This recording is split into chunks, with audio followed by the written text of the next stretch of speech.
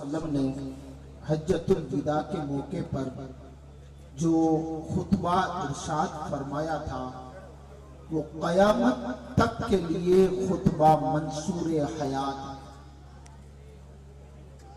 उस वक्त अल्लाह के रसूल सल्लल्लाहु ताला अलैहि वसल्लम ने तमाम रसूमात को पांव तले कुचल दिया था।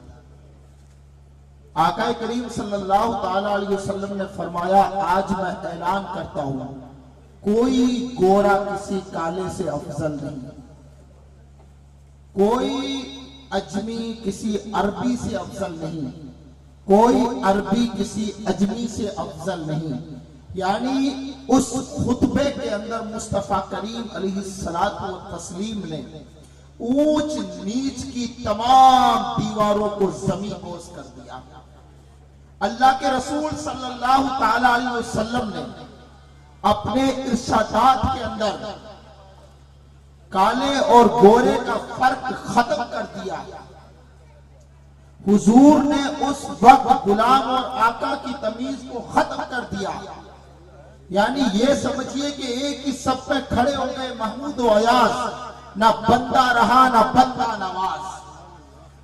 अल्लाह करीम ने कुरान मुकद्दस में फरमाया, या अय्युहन्नास इन्ना खलक़नाकुम मिन ज़करिन व उन्सा वजअलनाकुम शुऊबन व क़बाइला लितअरफू इन्ना अक्रमकुम इंदल्लाहि अत्क़ाकुम।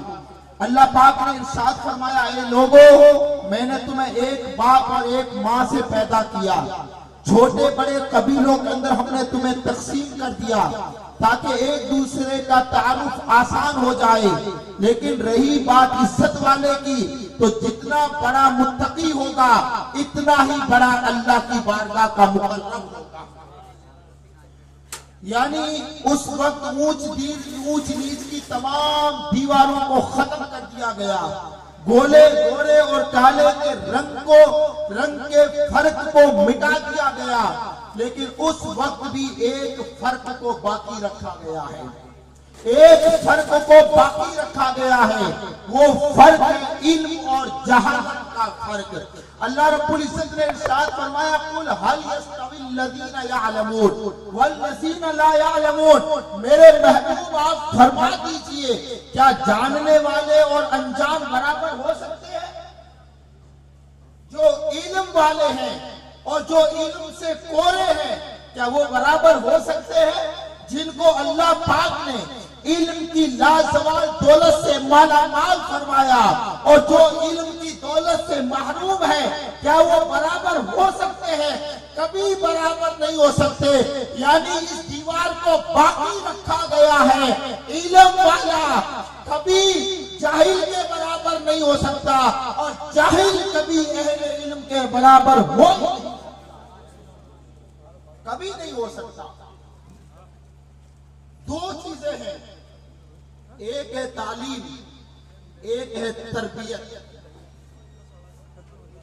पढ़ाई की लाइन में, इल्मी लाइन में, एजुकेशन की लाइन में इन दोनों का संगम जरूरी है। अगर एक इंसान इल्म की दौलत से बहरावर तो है लेकिन तरबियत नहीं है, उसका इल्म कभी उसे फायदा नहीं दे सकता।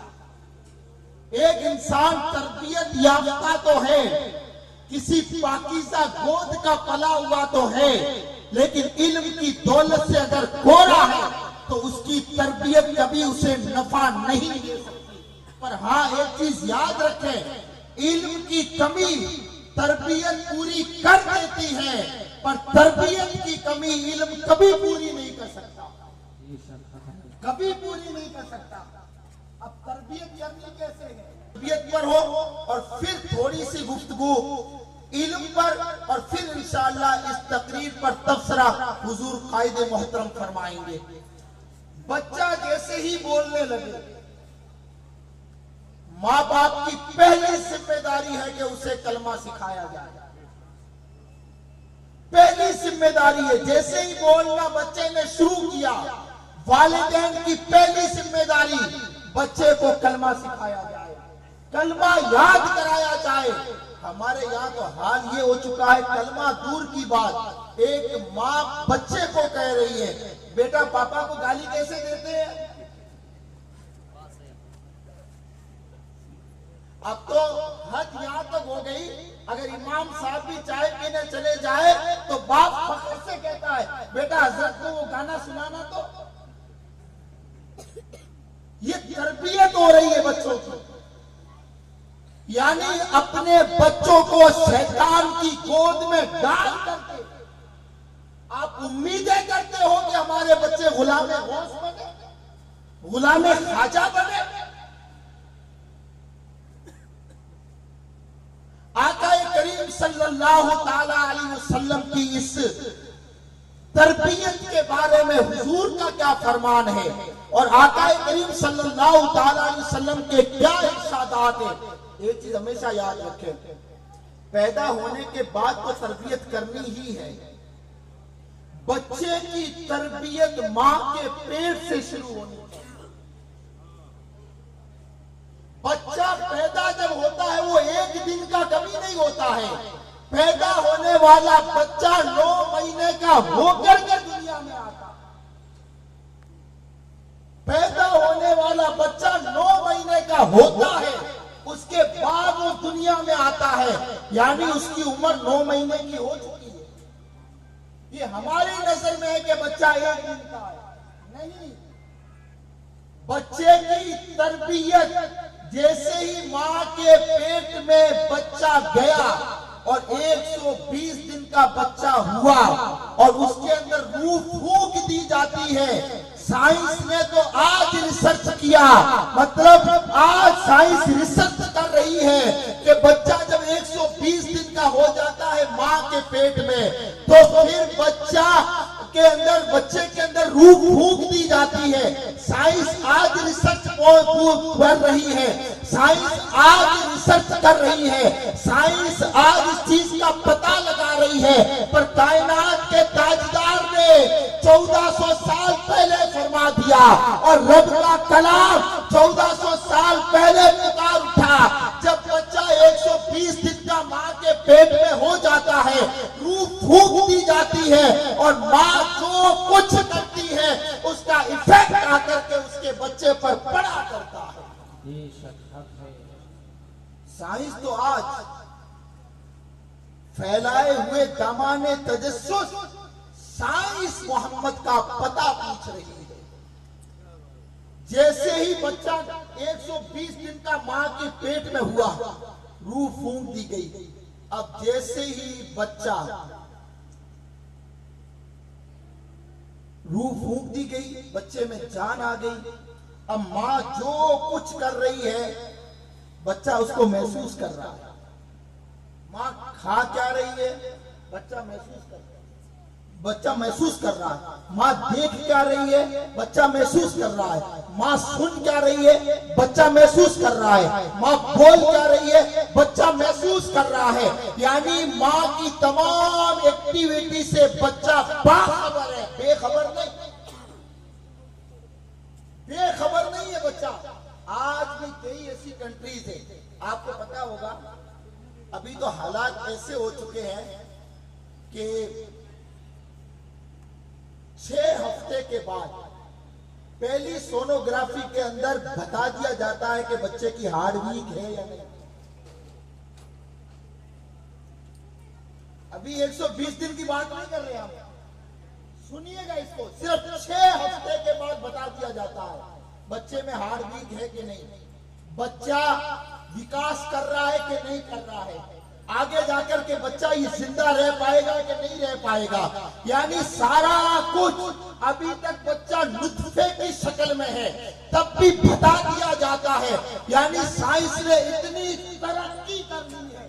और जैसे ही अगर डॉक्टर कहता है बच्चा बच सकता है, बच्चा विकास कर सकता है, एक शर्त, मां अगर बेड रेस्ट करे तो।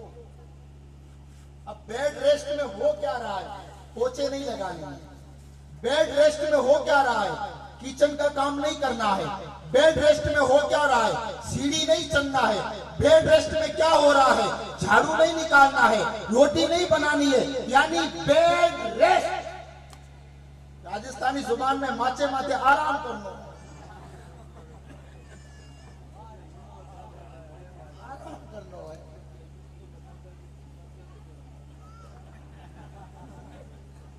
यानी हजरत कह रहे हैं कि अब तो ये भी बता देते वो छोरो है कि छोरी है। समझ रहे हैं आप? तो अब जैसे ही बेड रेस्ट, अब मियां साहब क्या करते हैं, कुरान की तौफीक तो होती नहीं है कि खरीद के ले आए, सीरत की किताब की तो तौफीक होती नहीं है खरीद के ले आए। एक अच्छा सा मोबाइल खरीद के ले आएंगे और सामने एक बड़ी सी एलईडी लगा देंगे। तो पूरा दिन मोबाइल पे मुजरा कर, अगर नेट खत्म हो जाए, ये जो 1.5 GB 2 GB जो मिलता है खत्म हो जाए, फिर पूरा दिन सीरियल देखना, सीरियल। अब बच्चा जैसे ही 120 दिन का हुआ, माँ यूट्यूब देख रही है, बच्चा महसूस कर रहा है। माँ गाने सुन रही है, बच्चा महसूस कर रहा है। माँ सीरियल देख रही है, बच्चा महसूस कर रहा है। माँ गाने गा रही है, बच्चा महसूस कर रहा है।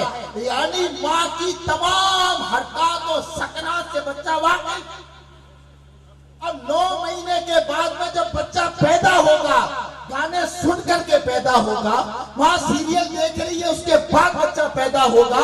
माँ जो कुछ कर रही है वो सारा उसका इफेक्ट लेकर के बच्चा पैदा होगा।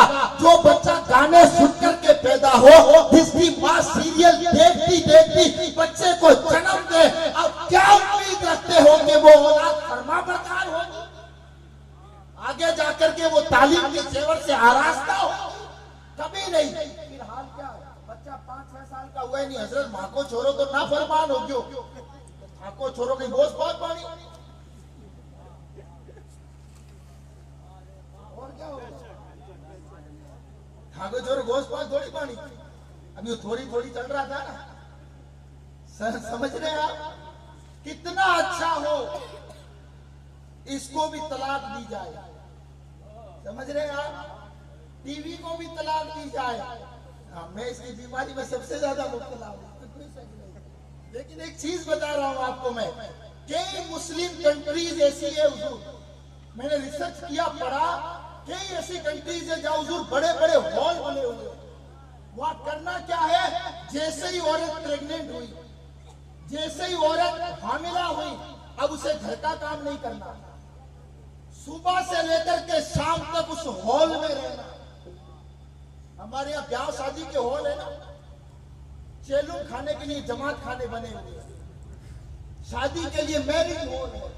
अरे जिस कौम का पैसा औलाद की तालीम से ज्यादा औलाद की शादियों में खर्च होता है, क्या उम्मीद रखते हैं कि वो कौम कामयाब होगी? कोई सूरत में नहीं हो सकती है। अल्लाह अकबर। बड़े बड़े हॉल बने हुए हैं, हॉल, उसके अंदर होता क्या है, जैसे ही औरत प्रेग्नेंट हुई, जैसे ही औरत हामिला हुई, उसकी ड्यूटी है और शौहर ने कह रखा है सुबह से लेकर तुझे शाम तक ना किचन का काम करना, ना झाड़ू पोछे करने हैं, ना कुछ और करना है। सुबह जाना है, रोजाना 1 पारा कुरान पढ़ना,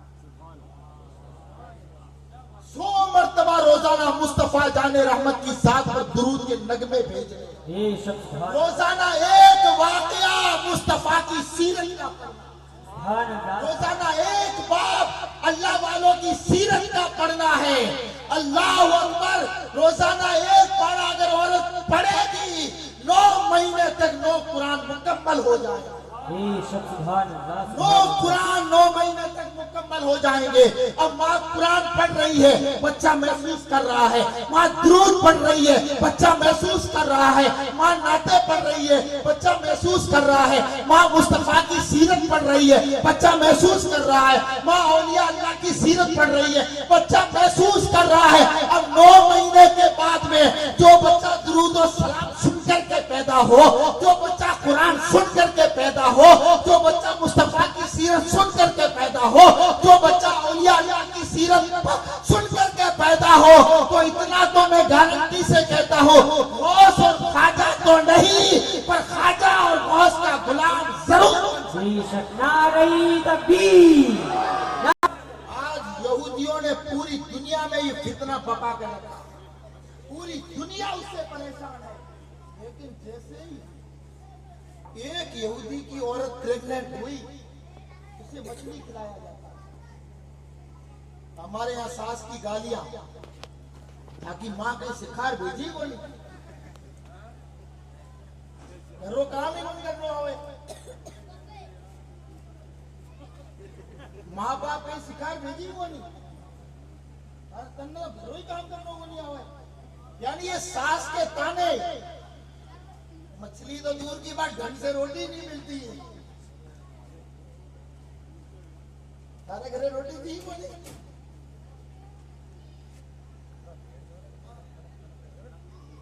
और फिर होता क्या है, उससे गणित करवाई जाती है, हिसाब और किताब करवाया जाता है, जोड़ बाकी मल्टीप्लाई करना सिखाया जाता है, उसे मछली खिलाई जाती है। वजह क्या है? ताकि जो कुछ उसकी मां करे उसका इफेक्ट आकर के उसके बच्चे पर। हमने कभी इस बात की तरफ तवज्जो दी? यानी जो उसूल और ज़वाबित इस्लाम के थे, आज गैरों ने ले लिए, आज उससे फायदा भी उठाया जा रहा है। आज आपने देखा हुआ, चाइना को देखा होगा, नई नई चीजों के मूजिब चाइना वाले। हम और आप जो चीज का, जिस चीज का तसव्वुर नहीं